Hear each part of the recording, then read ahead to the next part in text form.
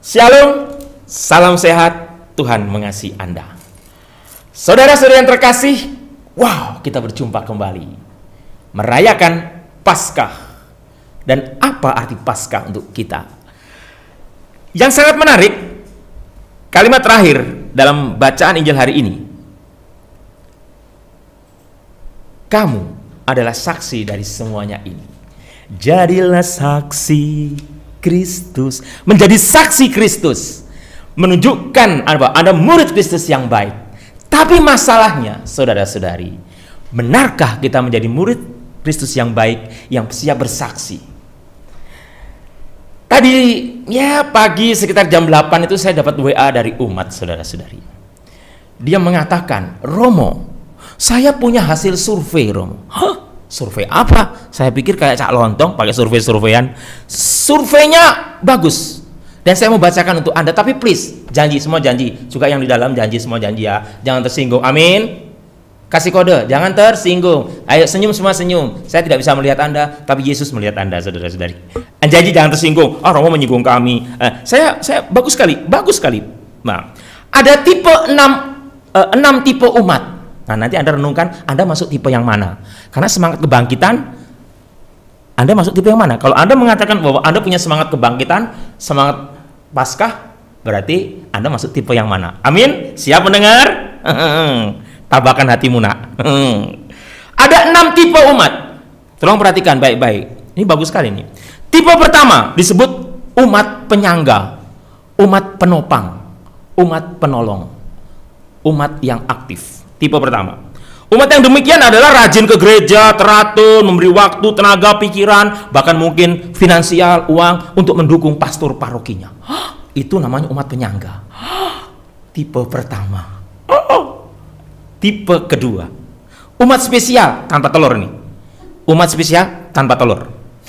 Spesial, kenapa spesial? Dia menolong gereja, rajin, menyumbang, tapi belum tentu ia ke gereja.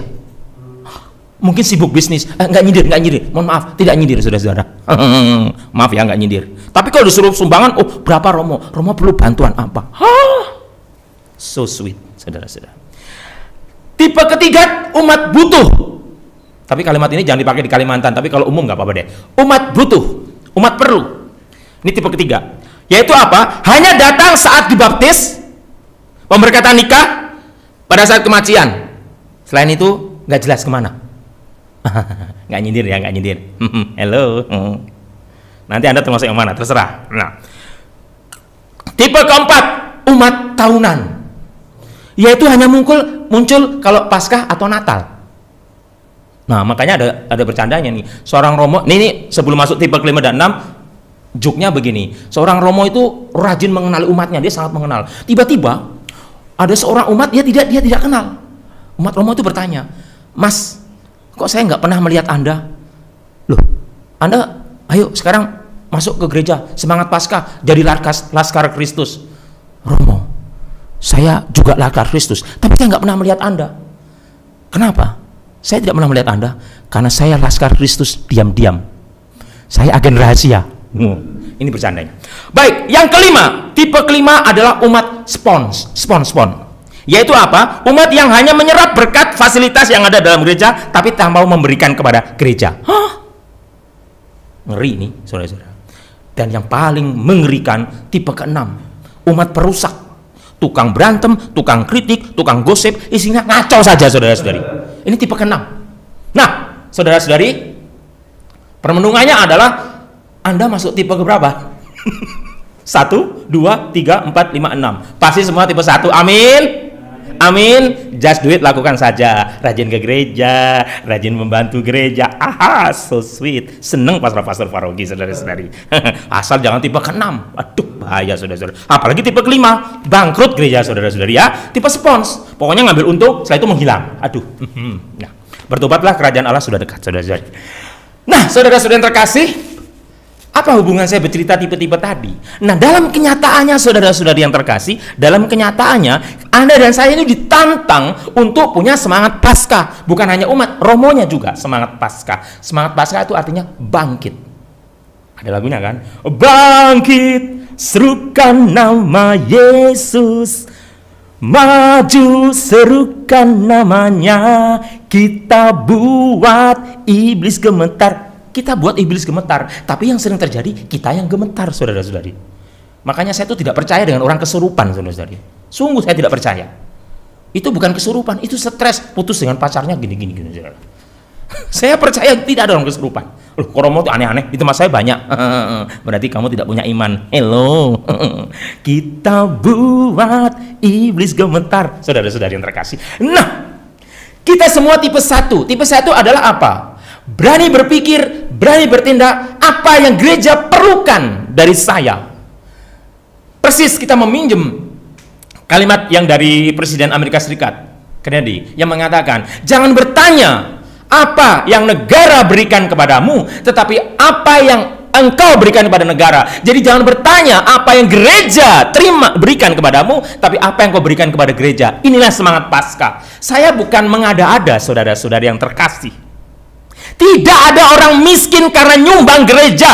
Tidak ada. Tapi miskin karena salah perhitungan bisnis, karena judi, karena foya-foya, karena hidup tidak sesuai besar pasak daripada tiang, istilahnya banyak, saudara-saudari.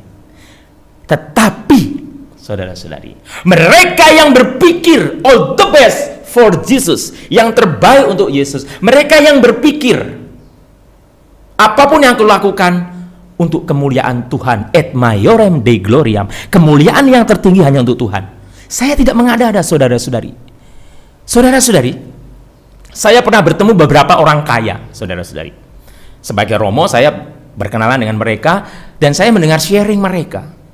Baik itu orang Katolik maupun orang Protestan yang benar-benar kaya dan punya hati baik untuk Katolik. Apa yang dikatakan oleh mereka? Waktu saya tanya, Pak, apa rahasianya Bapak, Ibu kok bisa hebat, tenang, damai, dan terus menyumbang gereja, terus bersemangat membantu gereja, tetapi Bapak juga seorang bisnis? Apa yang mereka katakan? Mereka mengatakan, Romo, harta pada kami itu titipan. Kami akan pergunakan sebaik-baiknya untuk kemuliaan Tuhan. Semakin banyak kami terima, semakin kami bertanggung jawab untuk mengembalikannya kepada Tuhan. Saya terharu mendengarnya itu, saudara-saudari. Saudara-saudari, kalau saya khotbah begini bukan minta sumbangan, saudara-saudari, tidak. Bukan masalah fundraising, bukan. Tetapi saya justru mengingatkan Anda, ingatlah Sakeus.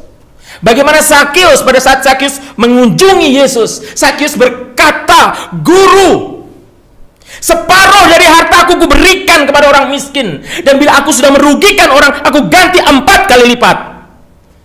Saudara-saudari, inilah sukacita pada saat seseorang sudah bertemu Yesus, pada saat seseorang sudah mengalami Paskah. Seperti juga kata Rasul Petrus pada hari ini, pada saat Rasul Petrus menyembuhkan orang sakit. Petrus mengatakan, ini bukan karena kesucian saya, ini bukan karena kehebatan saya, tetapi karena rahmat Tuhan bekerja dalam diri saya. Bacaan pertama tadi mengatakan itu, rahmat Tuhan bekerja dalam diri saya. Inilah semangat Paskah, inilah semangat bersaksi. Seperti 2 orang Emmaus yang dibukakan matanya setelah melihat Yesus membagi-bagi roti. Jadi Tuhan terlihat pada saat Tuhan membagi-bagi roti. Itu artinya apa? Roti yang dibagi, roti yang dipecah, yang dilambangkan dalam Ekaristi sebenarnya artinya apa? Kasih yang dibagi. Dan pada saat kasih dibagi dengan tulus, disitulah rahmat Tuhan berkarya.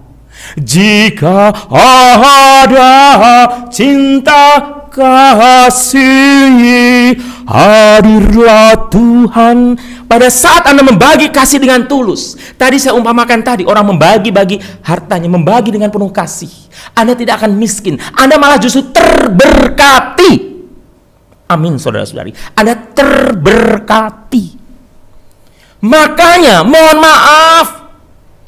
maaf, jangan pelit, saudara-saudari, jangan kikir. Saya tahu uang penting, saya tahu harta penting, saya tahu kekayaan penting, tapi itu tidak akan dibawa pada saat Anda mati, saudara-saudari. Please deh, nggak dibawa. Di sini ada Romo Win, Romo Rekan, Romo Kondel, Romo Paroki, dan saya. Kami sudah jadi pastor bukan setahun 2 tahun. Romo Win, berapa tahun Romo Win? 40? 44. Aduh, 44. Pastor Cornel? 27. Saya baru 25, malu saya. Makanya saya nggak berani ngomong soal lamanya imamat, karena di sini ada 2 senior lebih senior dari saya. Tetapi Romo Cornel, Romo Win dan saya menjadi pastor bertahun-tahun dan sudah menguburkan nggak tahu berapa. Ini yang namanya mana stola. Stola ini saudara-saudari sudah mengantarkan banyak nyawa. Kami ini semua berdarah dingin saudara-saudari. Di kuburan itu berangkatlah engkau dalam membawa tanda kemenangan Yesus. Set. Indomene Pace Tepidus Putus Santi. Bet. Itu jenazah itu berangkat saudara-saudari. Repot kalau nggak berangkat saudara-saudari masalahnya. Nah, saya beritahukan kepada Anda, di dalam kuburan, hello, petinya itu tidak ada orang yang pesan dengan cucunya, cucu, kalau opa mati jangan lupa handphone opa yang terbaru supaya opa bisa nonton drama Korea di kuburan. Gila saudara-saudara, nggak ada. Nggak ada yang minta jam tangannya dan lain sebagainya, tidak ada. Kalau ada permatanya ikut dikubur, malam-malam dibongkar orang saudara-saudari. Saudara-saudari, saya mau mengatakan, benar kata pengkhotbah, semua yang ada itu sia-sia. Loh Romo, berarti kita nggak perlu bekerja. Salah juga. Rasul Paulus mengatakan yang nggak kerja nggak boleh makan. Lah maksudnya bagaimana? Kan jadi konfrontasi. Tidak konfrontasi saudara-saudari. Bekerjalah mati-matian kalau perlu, seperti Anda mau hidup 1000 tahun, tetapi beribadahlah, beramalah, berbuatlah baik seperti besok mau mati saudara-saudari. Ini prinsip hidup saudara-saudari. Dan bagilah kasih dengan tulus. Inilah sebenarnya semangat Paskah. Inilah persis yang dikatakan kamu adalah saksi dari semuanya ini. Dalam bacaan pada hari ini dari Injil Lukas ada, kamu, saya, kita semua adalah saksi. Yaitu apa? Memberi kesaksian tentang bagaimana putra manusia, Yesus Kristus putra Allah, memberikan dirinya sehabis-habisnya, bahkan sampai mati di kayu salib, memberikan korban yang luar biasa. Kita muridnya, bro, sis, opa, oma, saudara-saudari, brothers and sisters, kita semua adalah saudara-saudari Kristus, murid-murid Kristus. Kita diminta membagikan kasih itu. Romo teori tidak, saudara-saudari. Inilah yang harus kita upayakan. Saya sebagai Romo pun harus berjuang untuk membagikan itu, dan itu tidak mudah. Kadang-kadang kita harus menyangkal diri. Menyangkal diri, yang ingat bukan menyangkal Tuhan, menyangkal diri. Karena pinginnya kita enak, pinginnya kita sukses selalu. Pokoknya pinginnya kita segalanya kita mi keriting saudara-saudara jadinya nanti. Me, saya, lupa others. Man for others. Because all of us, kita semua adalah man of prayer. Manusia pendoa dan manusia untuk sesama. Kita bukan homo homini lupus, tapi homo homini socius. Kita saudara, sahabat bagi sesama, bukan serigala bagi sesama. Lupus itu serigala, saudara-saudari. Nah, yang saya mau katakan, bagikan, share untuk menutup renungan ini adalah, saudara-saudari, semangat Paskah selalu ada untuk terus menyadari bahwa kita ini lemah, kita rapuh. Kita diminta bertobat. Sampai kapan? Sampai Tuhan memanggil kita. Kita berjuang terus sampai kapan? Sampai Tuhan memanggil kita.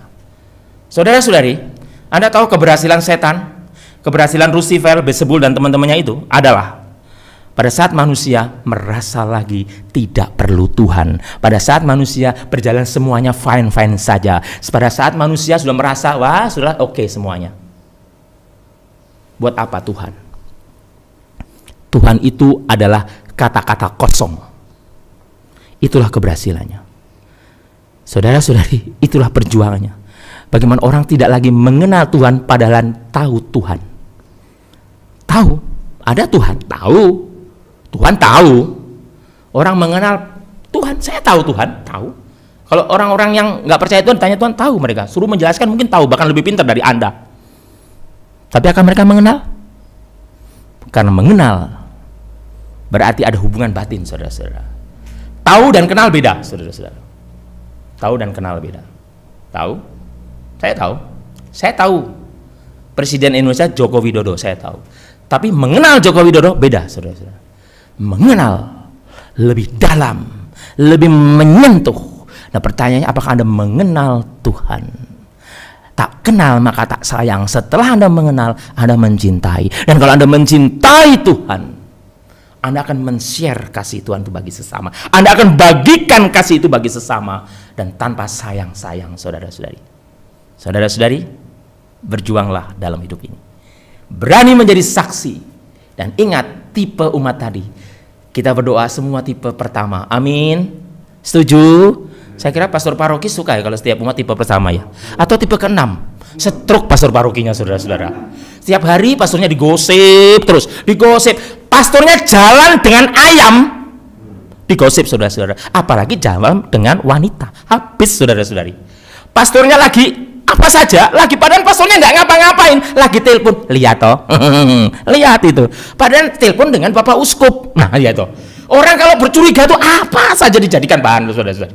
Nah, itu tipe ke-6. Tipe ke-6 itu, saudara-saudara. Bukan Anda bukan tipe ke-6, tipe ke-5 atau tipe ke berapa tadi, tapi Anda tipe pertama. Romo. Kalau ada perlu apa-apa? Memperbaiki genteng? Memperbaiki pintu? Menghabiskan makanan? Saudara-saudara yang terkasih, saya kira semua bersemangat di dalam Tuhan. Semangat Paskah, amin. Tarara, amin. Semangat, saudara-saudara. Semangat Paskah. Bangkit, serukan nama Yesus. Dan nanti dalam novena, habis ini kita doa novena. Saya mohon maaf ya, hari Minggu lupa. Tiba novena ketiga ya. Saya lupa, mohon maaf saudara-saudara, saya di Romo kok nggak didoakan. Iya, saya capek, saya blank, bener-bener blank. Kecapean saya seharian masak saya. Masak di panti asuhan, saya malam kurang tidur, pagi masak, jadi ya lupa saya. Jadi itu, tapi saya bukan membela diri, memang saya blank, saudara-saudara.